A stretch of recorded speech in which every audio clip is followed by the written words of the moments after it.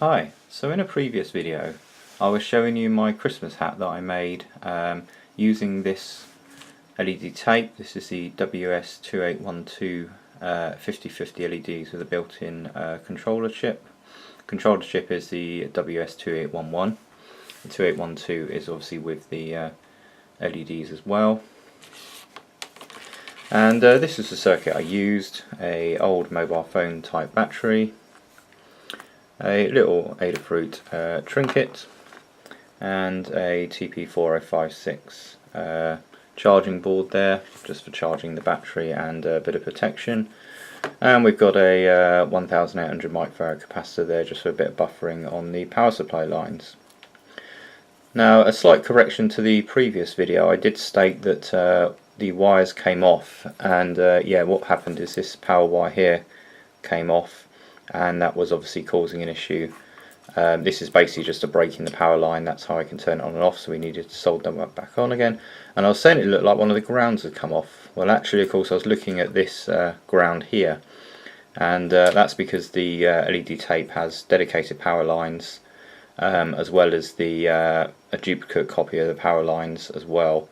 So that was obviously why it was working. It wasn't backfeeding or anything through the data line. So I said I was going to do something for New Year's Eve, and I've been working on that.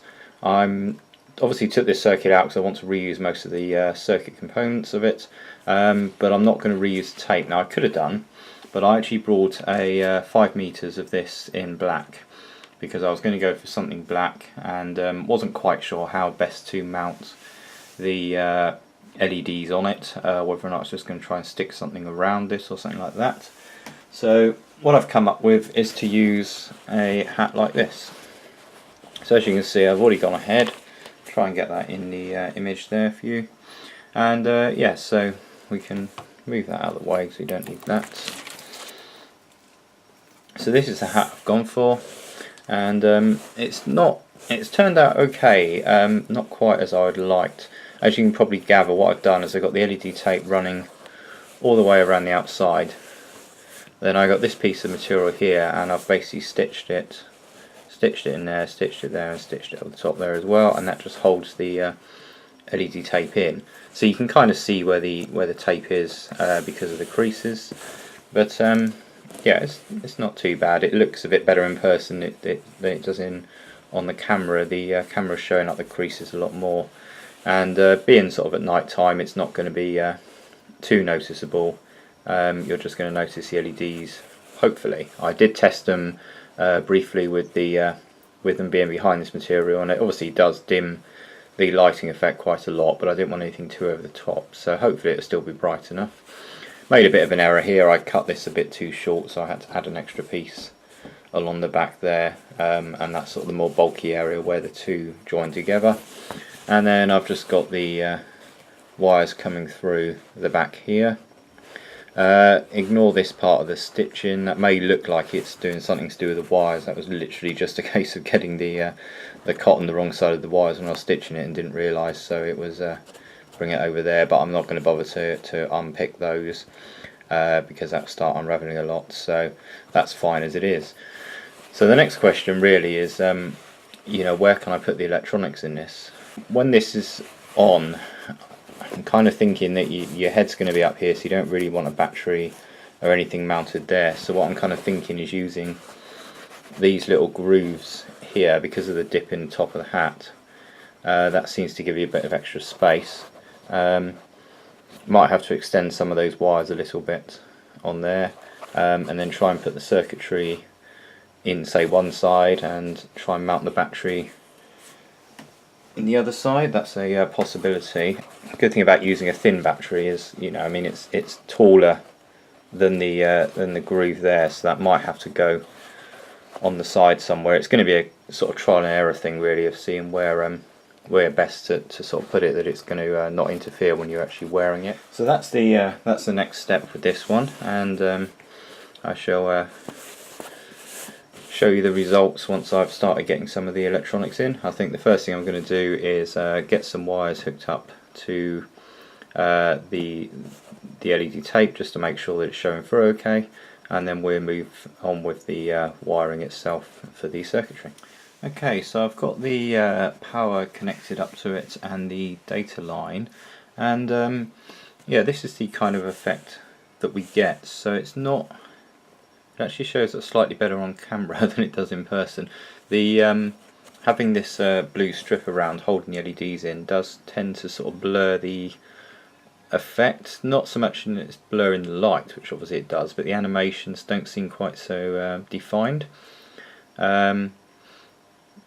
It's not too bad, but I think a lot of that's going to be down to coding it. I'm not going to stick with the sort of example code that I'm running at the minute. I'm going to modify that and try and do something a bit different with it. So that's that, but I did encounter a bit of a problem. I've had to undo the stitching here and sort of re-stitch it again. I'm going to neaten all that up at some point. It wasn't working at all, and I was a bit perplexed by it. I was thinking, what's going on here? So I hooked the oscilloscope up and checked to see that we was actually getting something on the data line, and yes, that was outputting fine. But it turned out that, of course, what I'd done is when I took the, because I got 5 meters this tape, and it came with the connectors on one end, and I thought, well, I might want to use the rest of that tape for something, so I'll take some tape off the end of the reel. And in my stupidity, I forgot the fact that, of course, you got data in on one side of the tape and data out on the other. So I was basically trying to feed the data in on the data out. So I had to cut the data line and attach that to the other end of the tape. But that solved that problem, and that's up and running now. So the next thing is going to be where I put the circuitry, like we discussed earlier, and trying to get it in there somehow. I'm not going to stitch it in like I did with the hat. I'm probably going to use hot melt glue. That seems to stick pretty well to material, and sort of glue the bits in place and try and neaten the wiring up. Okay, so I've gone ahead and mounted the electronics inside the unit, so you can see the LEDs working there. And inside, what I've done is I've got the trinket just hot glued in down in that corner. We've got the charge controller down there, and the battery pack is stuck on the side. Seems to be okay so far. The battery pack is the issue, as I suspected it might be. There isn't really anywhere else to mount it, so you do feel it slightly when you've got it on your head. That's probably just something you're going to have to live with that one. There is a possibility, I suppose, of powering this off something along the lines of some little button cells, but I very much doubt that the batteries will last long enough to sort of go through one night. At the minute, I've still got the single wire break as a method of powering the unit. One thing I thought of doing was having the microcontroller continuously powered, put it in a kind of sleep mode, and then having a little push button somewhere which you can just push to turn it on and off. The problem with that, of course, is going to be the power considerations. If I then hardwire the thing in, then this battery is always going to be draining to a certain amount, so that could sort of pose an issue. This kind of breaking the wire works fine, so long as you obviously just connect it up and then pop it on your head. So I probably need to neaten some of this up a bit more. These two wires here are the duplicate power wires, which I don't need, so they can probably be cut off. So that's things to work on there, and then the next main thing is going to be sorting out the coding for it. Okay, so I think this is more or less finished now. I might make a few small tweaks to it before the weekend, but overall I'm reasonably pleased with the outcome. I've changed the code a bit. What I've done is used one of the example codes, taken a few bits out of it. I think it was demo reel, I think was the one I was using. Unfortunately, the trinket doesn't have a massive amount of program space on it, and the actual full code won't upload to it. So I've had to take a few bits out, and I've just modified a few things. I've increased the brightness up to 100%. That should make it reasonably visible, and as you can see at the moment, I've got my desk lighting on directly above it, and you can still see the LEDs through it. I haven't. I was looking at sort of thinking about doing some own custom patterns, etc. But there's a lot I need to learn about how to use the FastLED library, and my coding on Arduino is not really top notch. I need to spend a fair bit more time playing around with that and racking my brains getting my head around it. So I'll turn the lights off and that will give you a better effect. So there's 4 patterns that are running around. I've currently got it set as a 20-second delay between changing each pattern. The default is 10 seconds with the example code, but I wanted to change it so it's a bit longer each one. So you can see at the moment this is kind of a sweeping effect. It sort of goes brighter at the ends and slightly brighter in the centre.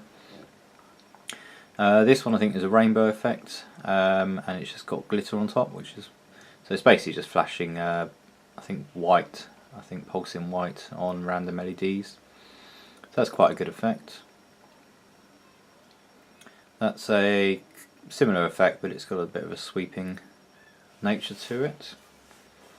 And the only other effect, the 4th one on there, is the just standard rainbow effect.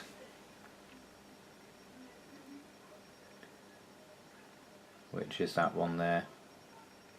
So I think 20 seconds is about the ideal time between changes.